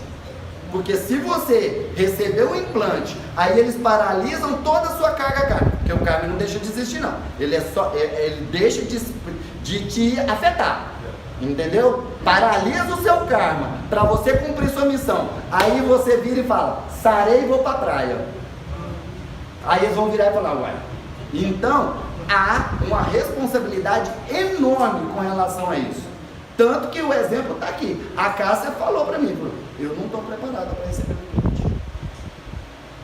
Eu não me sinto preparada para receber o implante. Por enquanto não. Porque eu não sei se eu vou dedicar a minha vida a esse trabalho espiritual da forma que talvez eles querem que eu faça. Tanto que outro dia veio uma pessoa e perguntou, falou assim, escuta, como que é essa questão do trabalho espiritual de vocês lá? Nós falamos, ó, a gente tem atendimento público na segunda, aí na terça a gente está preparando para poder instalar a arte cura, na quarta é curso, na quinta eu dou curso na Maria de Nazaré, na São José, na sexta a apometria. E a gente ainda está caçando serviço para o sábado e o domingo ainda. Ela virou e falou assim, qual é o limite para vocês? Foi essa a pergunta, né? Onde está o limite? A Cássia virou para ela e falou, o limite é o céu. O limite é o céu. Nós vamos nos dedicar o que nós pudermos para poder cumprir nossa missão. Então, o implante neutro é uma coisa muito, mas muito positiva, que é mandada para poder os trabalhadores da luz ficarem bem. Porque não adianta nada você ser um pai de santo que ajuda tanta gente e está doente. E vai adoecendo, logo você não consegue tocar o seu projeto. Logo você não consegue. E outra, você não consegue sequer preparar alguém para te substituir naquele projeto ali. É onde a gente está vendo muito o centro de Umbanda, não só aqui em Goiânia, mas em vários lugares, fechando depois que a mãe de santo morre, depois que o pai de santo morre, ou então a mãe de santo adoece, aí o centro para, porque não preparou um substituto, não deu para preparar um substituto. Então é importantíssimo a gente ter a concepção de que essa pessoa precisa ter a oportunidade de achar um substituto para poder treinar esse substituto, preparar esse substituto para poder assumir esse papel, para assumir isso aí. Gente, esse é um dos grandes problemas que a gente enfrenta, mas a gente também já verificou um caso que eu posso falar para vocês abertamente, um centro com quase 100 médiums, a sacerdotisa chegou em mim e falou, Dário, eu estou com um problema sério na minha casa.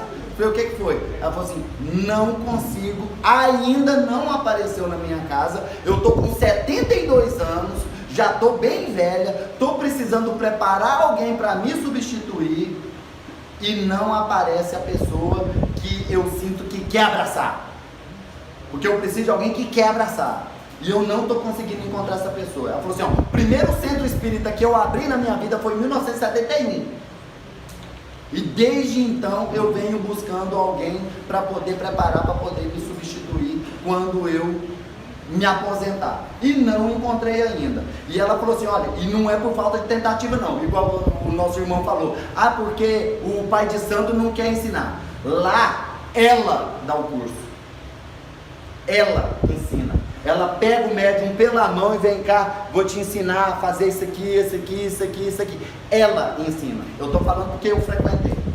Ela dá o curso de Umbanda, é uma sacerdotisa de grau 7, e ela dá o curso, ela faz questão de ela dar o curso, e é uma pessoa que estuda 24 horas por dia, é incrível, toda hora que você chega perto dela, ela está aprendendo alguma coisa, ela está estudando alguma coisa, e ela fala, eu preciso encontrar um substituto, e ela falou para mim que tinha encontrado um substituto, quando ela foi olhar, o rapaz, como se diz, não abraçou a causa direitinho, ela chegou a nomear ele vice-presidente do grupo, porque ela queria colocar ele na presidência quando ela se afastasse, e infelizmente não deu certo.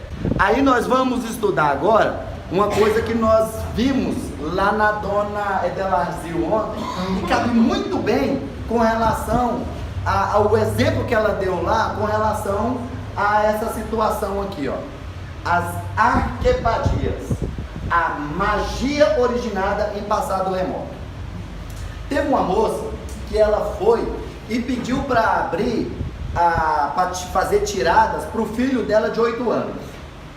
Aí ela disse que a dona Adelarzil foi lá e tirou um mundo velho de trem, tirou muita coisa. Para não dizer que não teve nada que não ligou com a criança, ela tirou um carrinho. Tirou um carrinho de brinquedo assim. Ela foi, estava indignada. Mas como? Como que alguém faz magia para uma criança de 8 anos? Como que alguém vai lá numa loja, compra os artefatos para poder fazer uma macumba para uma criança de 8 anos? Eu virei para ela e falei, para. Você não entendeu a mensagem que a dona Adelarzil explicou. Magia de passado remoto. Magia originada em passado remoto. Então podem não ter feito magia para o seu filho nessa encarnação, mas podem ter feito magia para o seu filho em uma outra encarnação. E o seu filho pode ter feito magia negra em outra encarnação. E agora essa energia está atuando no campo energético dele. E essa energia agora foi retirada pela dona Adelarzil. Então a resposta está aqui, ó. Do grego é pagos, magia e archaios, antigo. É a síndrome psicopatológica que resulta de magia originada em passado remoto, mas atuando ainda no presente. É aquela situação em que a pessoa está vivenciando algum tipo de problema e ela acha que é alguém que está fazendo magia para ela. Ah, porque eu estou sofrendo processo de magia. E inclusive vai no terreiro, vai na mãe de santo, vai no pai de santo, chega lá, a mãe de santo fala, tem magia feita para você. Só que não consegue identificar aonde que está essa magia, aonde foi originada essa magia. Se ela foi originada aqui no presente ou se ela foi originada lá no passado. Só fala o quê? Vamos desfazer, né, mãe? Vamos desfazer o trabalho e pronto. Mas a arquepadia, ela é originada lá no passado. Então, ela tem que ser desfeita lá no passado, se utilizando as técnicas que a gente utiliza dentro da apometria, que é o salto quântico, que é a técnica de regressão no tempo e no espaço. Então, vai lá no tempo onde foi gerada aquela energia para poder desfazer aquele processo de magia. Por isso que a pessoa vai numa mãe de santo, tem magia, vamos desfazer. Vai na outra, tem magia, vamos desfazer. Vai na outra, tem magia, vamos desfazer. Aí a pessoa vem e fala, poxa, eu sou um para-raio de magia negra, porque todo mundo quer fazer magia contra mim. Todo mundo faz magia contra mim, não tem lógica. Mas é por quê? É porque essa magia é uma magia de passado remoto, e se ela não for tratada como uma magia de passado remoto, não resolve. Se ela for tratada como uma magia presente, uma magia feita agora, que nós vamos estudar daqui a pouquinho, a Goécia, não vai resolver.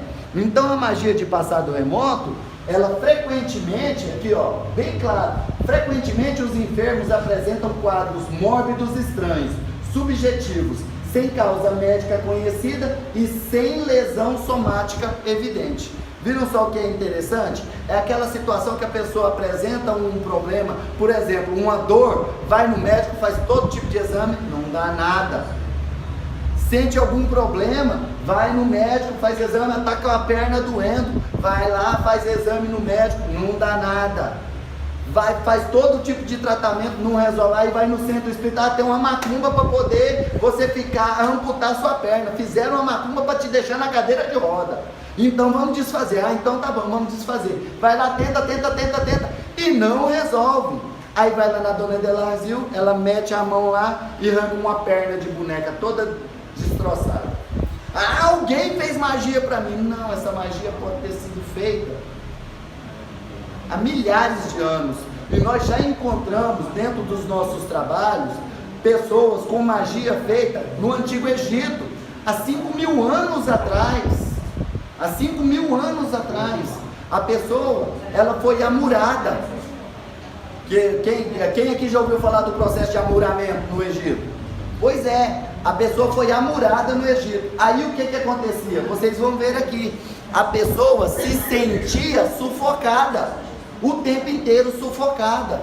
Quando foi ver, era um processo de magia que foi feito lá no Antigo Egito e que estava ressoando no campo energético da pessoa, agora no presente. Aqui, ó, são levados na conta de neuróticos incuráveis. A pessoa está com um problema mental, vai no médico, faz todos os exames, mas todo o sistema nervoso central está ok, mas mesmo assim está apresentando algum tipo de distúrbio, mesmo assim está apresentando algum tipo de problema e não consegue, queixam-se de cefaleia, sensação de abafamento. Foi o caso que foi tratado lá na casa, a pessoa sentia sensação de abafamento o tempo inteiro, foi ver, é porque sofreu um processo de magia por amuramento, que era uma espécie de sacrifício que eles faziam no Antigo Egito, era para amaldiçoar o espírito. Hã? Exatamente, era uma punição. A ideia era de que se amurasse a pessoa, o espírito ficaria preso ali para sempre. Então eles adoravam fazer isso nos muros das grandes construções que tinham no Egito. Ia lá e amurava a pessoa, e aí na concepção deles o espírito ficava preso. Preso ele não ficava, porque ele reencarnou, né? Mas ficava a sensação de aprisionamento. Então vem a sensação de abafamento, crises de falta de ar, sem serem asmáticos. Pessoa que nunca teve crise de asma, nunca teve problema pulmonar, vai lá, faz os exames, o pulmão está zero, mas ela sente o sufocamento, sente a crise de falta de ar. Aí o médico vira e fala, é emocional, né? Não, essa crise de falta de ar sua é emocional, é ansiedade. Isso é por causa da sua ansiedade, e dá-lhe ansiolítico na pessoa, sendo que na verdade é um processo de magia originado no passado. Outros têm a nítida impressão de que estão amarrados, pois chegam a sentir as cordas. Muito comum isso aqui, ó. Alguns somente sentem-se mal em determinadas épocas do ano ou em situações especiais. É aquela pessoa que, por exemplo, quando chega numa determinada época de frio, começa a sentir dor nos nervos, começa a sentir dor nos ossos, e aí fala assim, isso é por causa da mudança de temperatura.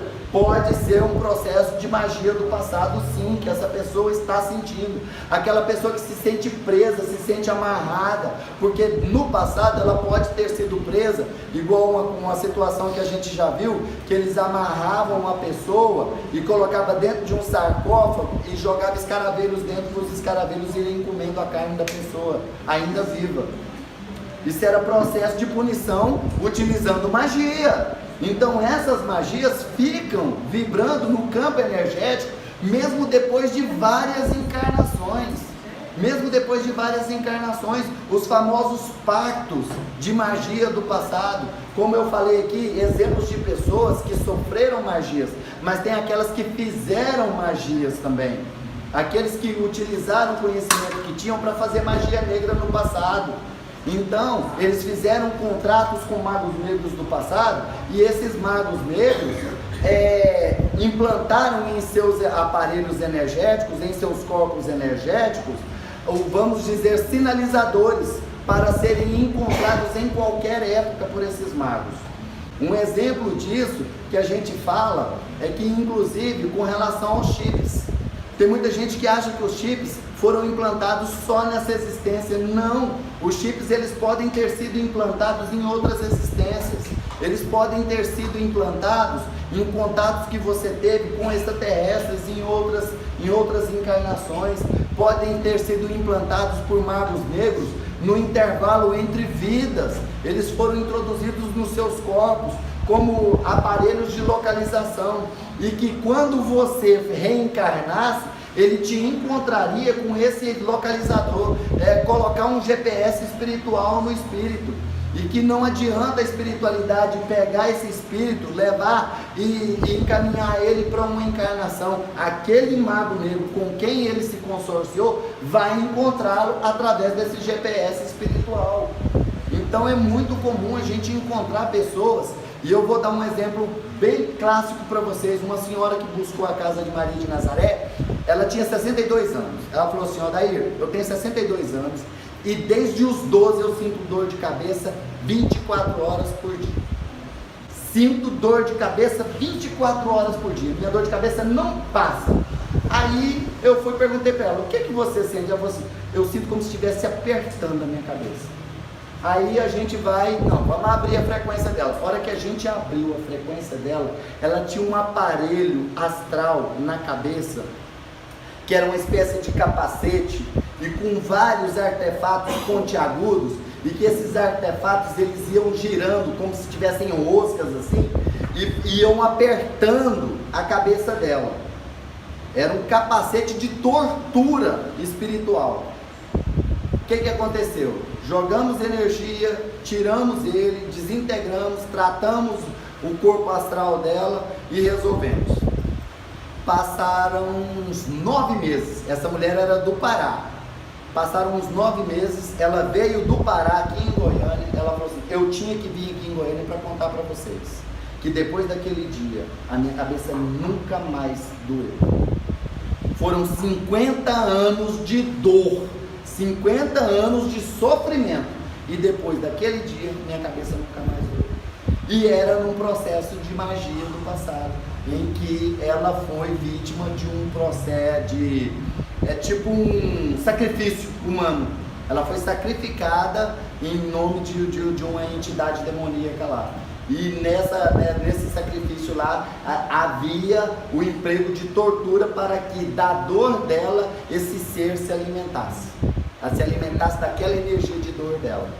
E ele vinha se alimentando da energia de dor dela nessa encarnação, porque quando ela tinha 12 anos, ele a encontrou. O GTSzinho achou ela lá no Pará. E a partir dos 12 anos ela começou a sentir aquelas mesmas dores, e aquele ser estava sugando as energias provocadas por aquela sensação de dor que ela estava tendo ali. Foi retirado o capacete e pronto, resolveu o problema dela. Então isso acontece muito, mas muito mesmo. A questão é que é o seguinte, a partir do momento em que a pessoa pediu socorro, ela está querendo romper com aquele contrato.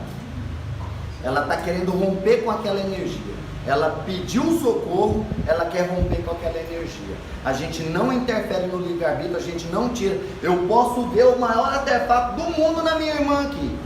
Se ela não me pedir para tirar, eu não tiro. Então, é aquela história do bater e abrir-se-vos-á. Buscai e achareis. Então, quando você busca o socorro, aí a gente faz a quebra desse contrato. Mas o que é interessante, a gente nunca quebra o contrato só assim, quebrou o contrato, você está livre e pronto, acabou. Nananina, a gente traz aquele espírito com o qual você fez o contrato e a gente doutrina ele e encaminha ele para a luz. A gente tira aquele espírito da treva. Porque se eu deixar ele vai continuar obsediando outras pessoas, ele vai continuar provocando dor em outras pessoas. Mesmo que eu livre aquela pessoa daquele sofrimento, ele vai continuar livre. Então, nós trazemos ele e doutrinamos ele, mostramos para ele o caminho errado que ele estava tomando e ajudamos ele a entender a situação dele e fazemos o encaminhamento dele. E é igual eu já citei aqui para vocês de um espírito que ele estava num charco, umbralinho, torturando espíritos e foi resgatado pelo nosso grupo e depois ele se tornou um dos Exus trabalhadores da casa e ele virou e falou, vocês me tiraram da lama, então a partir de hoje me chamem de Exu da lama. Então, nós nunca fazemos só a quebra do contrato, não, vamos quebrar o contrato e pronto. Não, a gente quebra o contrato e traz o espírito. Geralmente a gente pede, porque antes da quebra do contrato, a gente doutrina aquele mago negro com quem ele se consorciou. E aí a gente pede para aquele mago negro, nos ajude a quebrar esse contrato, nos ajude a desfazer esse trabalho de magia, nos ajude a quebrar essa arquepatia. E aí a gente ainda fala para ele, ó, prova pra gente que você quer caminhar para a luz agora. Liberta essa vítima, nos ajude a libertar ela. E o mago negro, o próprio mago negro vai lá e auxilia a gente a quebrar o contrato. E a gente faz a quebra do contrato. É sempre assim. Então, é interferir na carga kármica da pessoa, mas a pessoa pediu ajuda. É igual a pessoa que adoece e fala, não, eu tenho que sofrer essa doença, eu não posso procurar um médico porque faz parte do meu karma, sofrer essa doença, eu tenho que ficar aqui. Aí vai definhando, não é? Agora, se ela vira e fala, vai para o médico e fala, doutor, me ajuda, o doutor não vai lá e não dá um remédio certinho para ela se curar? Pois é, então, interferiu na carga kármica? Não, houve simplesmente o pedido de ajuda e o céu veio em ajuda, a espiritualidade veio em ajuda nesse caso aí. Então você pode ficar tranquilo com relação a isso. Nós vamos estudar lá na frente quais são as situações em que pode ou não pode mexer. Nós vamos ver lá na frente. E você vai ver que não tem essa questão de interferir na carga kármica. Eu pedi, eu obterei, eu vou obter. Então pode ficar tranquilo com relação a isso. E há sempre a oportunidade de auxiliar um ou mais espíritos nessa situação. Porque já teve situação da gente abrir a frequência de uma pessoa, nesse caso assim, de desfazer contrato, e que aquele mago negro tinha contrato com centenas de outras pessoas.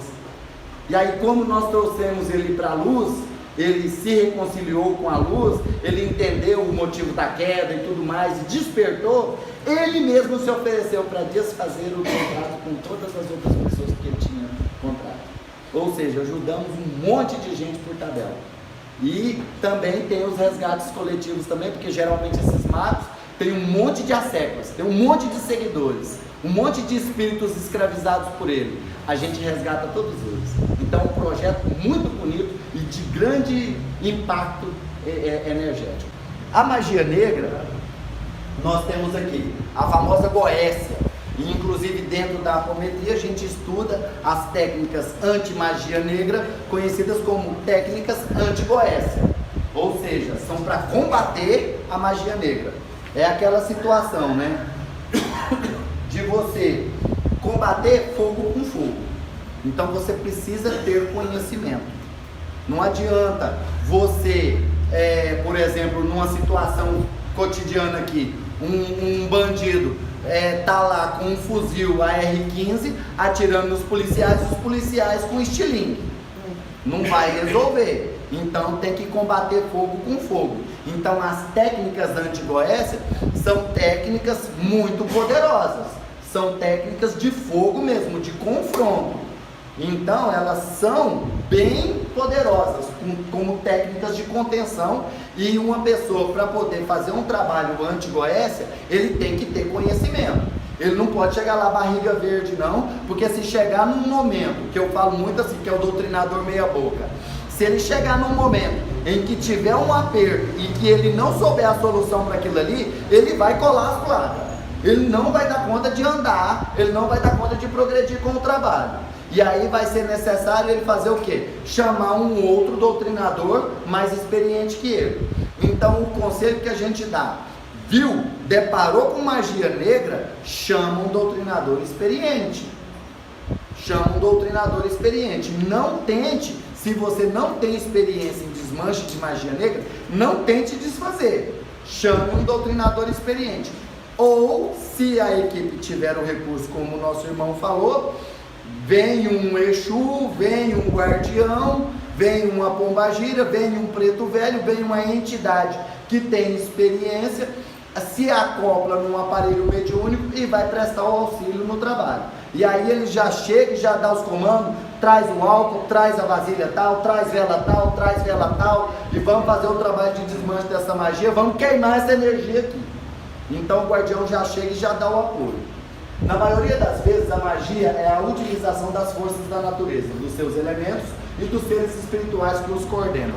Ou seja, magia, movimentar energia, manipular energia, sejam energias da natureza ou dos elementais. É igual eu já expliquei para vocês daqueles que utilizam a energia dos elementais para promover a magia, né? E é igual aquela situação. Magia é magia, não importa se é magia para o bem ou se é magia para o mal. O que importa ali é a intenção de quem está utilizando. E isso aí também se refere aos elementais, porque os elementais também não têm noção de bem e mal, não. Eles simplesmente obedecem ao comando daquela pessoa que está dando o comando para elas ali. Eu já até dei o exemplo. Se você mandar um elemental, uma salamandra, cura um problema de pele, uma erisipela de uma pessoa, ela vai curar. Mas se você mandar uma salamandra provocar um vento, um fogo selvagem numa pessoa, ela vai provocar. Então é necessário vocês terem muita sabedoria no trabalhar com essa energia, né? A natureza é a obra de Deus na sua forma pura. Não é boa e nem ruim. Ela é igual eu falei, as energias, as forças da natureza simplesmente existem. E aí elas são manipuladas de acordo com a intenção do seu manipulador, né? Nós, os seres humanos, no nosso agir errado, é que utilizamos maldosamente essas energias. E ao longo do nosso aprendizado, nos tornamos magos negros. Nos distanciamos da lei do Criador, deixando o orgulho e a vaidade assumir espaço em nossos corações. É o que o nosso irmão citou, daquele pai de santo, daquela mãe de santo, que por vaidade, por medo do seu discípulo superá-lo, e geralmente é isso que acontece mesmo, porque é sempre uma pessoa com a mente mais nova, é sempre uma pessoa com a mente mais aberta, é sempre uma pessoa que já está num estado evolutivo maior, porque a gente sabe que a humanidade está evoluindo. Então com certeza ele vai superar sim o seu mestre, não tem nem conversa. Mas aí vem a vaidade, vem o medo de ser superado, vem o bloqueio daquele pai de santo, e aí ele acaba fazendo besteira, ele acaba sendo levado pelo orgulho, pela vaidade, e aí deixa isso assumir o espaço no coração dele, e tá lá uma pessoa que era para fazer um trabalho maravilhoso e encerrar essa trajetória com chave de ouro, e lá no finalzinho deixa capengar, lá no finalzinho deixa cair. E a gente pode observar que aqueles que trabalharam durante toda a vida com magia negra, igual eu já conheci uma certa senhora aí, que ela só fazia trabalhos aqui em Goiânia para gente muito rica, políticos, empresários, gente da alta sociedade mesmo, que inclusive hoje, quando aquelas pessoas que conhecem símbolos magísticos e que conhecem símbolos cabalísticos, a hora que ele passa na frente do comércio, ele já vê lá na fachada do comércio um símbolozinho, aquele símbolozinho lá indica que aquele comércio ali há algum tipo de proteção magística sobre aquele comércio. Então a gente vira e fala assim, né? Então com certeza essa pessoa geralmente tem uma morte muito sofrida. Vocês podem observar, a grande maioria desses pais de santos e mães de santo, que para mim não é nada disso, e que vivem fazendo mal e que vivem praticando trabalhos pagos, desmanche de casamento, trabalho de amarração, todo tipo de absurdo desse tipo aí, vocês podem observar, o fim deles é sempre doloroso. Eles sempre morrem vegetando em cima de uma cama, morrem abandonados, sozinhos, sem ninguém, sem apoio nenhum de ninguém. É justamente porque eles se deixaram se corromper pela energia negativa.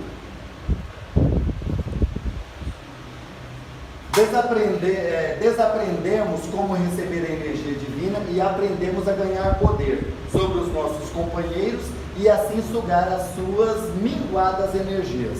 É o caso das pessoas que vão drenar as energias das outras.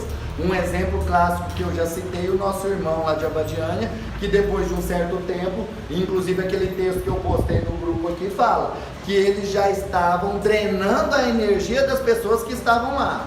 Eles já estavam sugando a energia das pessoas que estavam indo lá. E o exemplo disso, o resultado disso é o tanto de gente que está vindo para os outros centros para poder fazer tratamentos, porque estão cada vez piores, e aí chega num centro, está todo chipado, está todo enrolado, está todo magiado, porque lá já estavam sugando as energias das pessoas. Os magos das trevas têm atuação bastante conhecida, astuciosa, dissimuladora, diabólica. Apresentam-se às vezes com mansidão, são aparências, ciladas, camuflagem, despistes e ardis. Foi o que eu citei para vocês aqui, daqueles que se camuflam como mentores das casas, chegam com mansidão, chegam com a palavra amiga, chegam se disfarçando de seres de luz, de anjos, né? Vão lá na igreja evangélica, então ele cria uma ideoplastia, plasma uma forma angelical, de muita luz, e chega lá e aparece para o pastor, e convence o pastor a fazer atos errôneos, a desviar o dinheiro do dízimo da igreja para a conta particular dele nas Bahamas, e aí vai fazendo. Não, você merece, e ele vai trabalhando isso na cabeça do pastor. Você merece, você dedica a sua vida a esse trabalho, você merece ter isso aí, porque senão você não vai construir patrimônio nenhum, você não vai ter nada na sua vida. Como é que vão ficar seus filhos depois que você morrer, se tudo que você angariar na igreja for para doação, for para caridade, for para a obra da igreja? Quando você morrer, seus filhos vão ficar na miséria.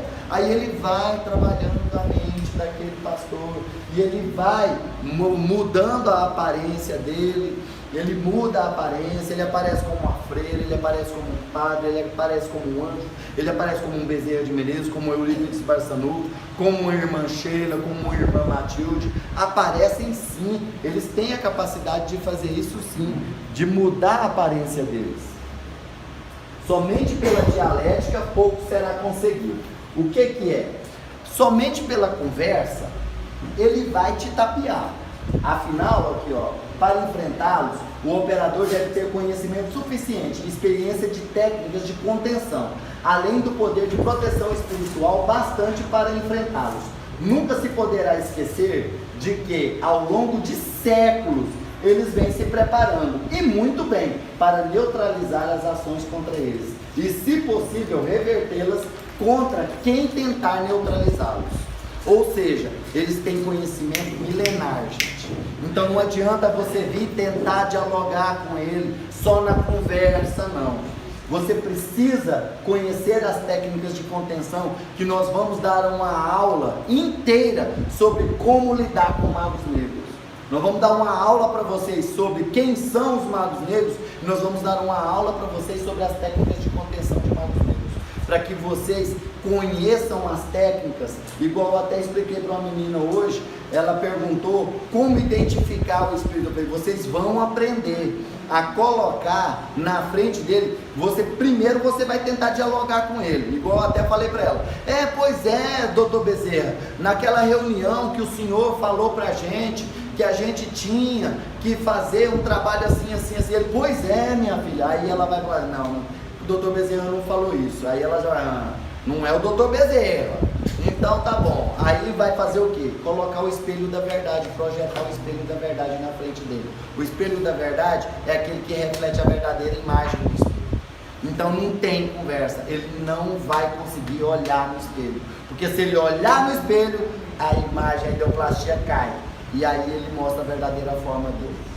Então não tem conversa. Aprendendo essas técnicas de contenção, você vai aprender a contê-los e trabalhar com eles, e todas as técnicas de recurso para doutriná-los e neutralizá-los definitivamente. Agora, se você não sabe essas técnicas de contenção, você vai ficar malhando em ferro frio.